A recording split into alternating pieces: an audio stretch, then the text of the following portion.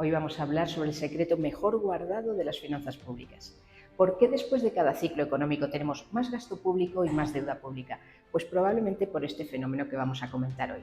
Imaginemos que el PIB de un país crece al 5%, mucho. ¿El PIB qué mide? Mide solo el valor añadido de la economía. Pues bien, para que este PIB crezca al 5%, los diferentes procesos productivos de la actividad empresarial crecen un 20%, y a eso se llama gross output, a toda la producción nominal agregada. ¿Sobre qué nos cobra impuestos el gobierno? ¿Sobre el PIB, el 5%, o sobre el 20% del gross output?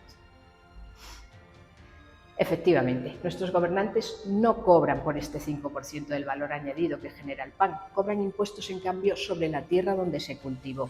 Cobran impuestos sobre la producción de semillas, sobre el trigo, sobre los fertilizantes, sobre el tractor y la fabricación de cada uno de sus componentes, sobre el molino para moler el trigo, sobre el horno para cocer el pan, sobre la panadería donde se vende o no se vende el pan, sobre los trabajadores de cada proceso, sobre los beneficios de cada empresa o autónomo interviniente en la producción del pan y sobre quien compra el pan, sobre ti y sobre mí.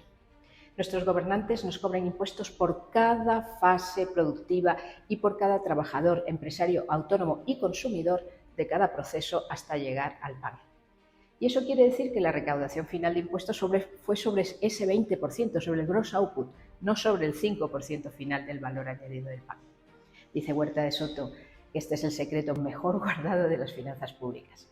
¿Y los gobernantes qué hacen? Pues gastan los gigantescos impuestos que cobran en épocas de expansión del ciclo económico en aumentar el gasto público y en agrandar el tamaño del Estado, con ese 20%. Pero ¿qué pasa cuando viene la crisis y la recesión? Se han aumentado permanentemente el gasto público agrandando el Estado. Pues cuando viene la crisis el proceso es el contrario. Supongamos que el PIB, que antes subió un 5%, ahora baja el 5%, y eso quiere decir que disminuye en un 20% la actividad empresarial y productiva, con lo cual los impuestos, si se basaron en eso, disminuyen en un 20%. Pero los políticos de turno no quieren apretarse el cinturón como nosotros, no quieren reducir el número de políticos, ni bajarse el sueldo, no están dispuestos a reducir sus vehículos oficiales, ni sus casas pagadas por los contribuyentes, ni sus prebendas, ni están dispuestos a reducir subvenciones a sus redes clientelares, ni en poner al día a las empresas públicas para que dejen de perder dinero. Y en esta situación solo quedan dos cosas por hacer: o aumentarnos los impuestos ahora o aumentárnoslos después a nuestros hijos. Eso es la deuda pública. Y eso es lo que hacen. Recordemos que solo los intereses de la deuda pública española suponen ya la tercera partida de los presupuestos generales del Estado. Y así se explica cómo después de cada ciclo económico salimos con más peso del sector público.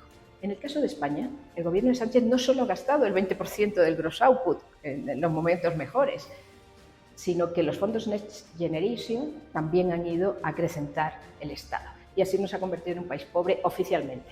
La hipertrofia del Estado va en detrimento tanto del sector productivo, al que les trae tanto que ya no puede innovar y apenas sobrevivir, como de la sociedad civil, a la que obliga a perder libertades personales, entre ellas la libertad económica. El gasto público de algunos países no llega al 20%, pero en el otro extremo supera el 50%. Vamos a ver algunos en el 2022. España, gasto público 47,40% del PIB. Estados Unidos 43%, Colombia 34,44%, China y Suiza 33%, Chile 26,56%, Perú 23%, Irlanda 21%, Singapur 15,4%. Y pasan del 50% Grecia y Francia, Francia con un 58,30%, solo superadas por la República de Nauru, una riquísima isla de fosfatos con un gasto público del 124%.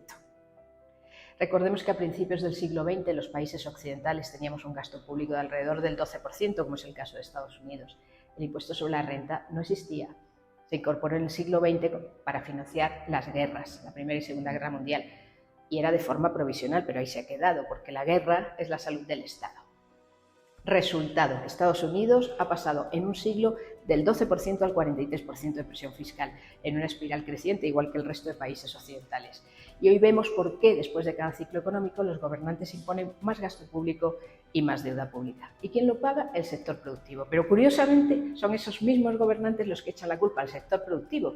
Ganan votos redirigiendo la rabia y también la envidia de la población hacia quien produce y no hacia quien roba. ¿Y tú qué piensas?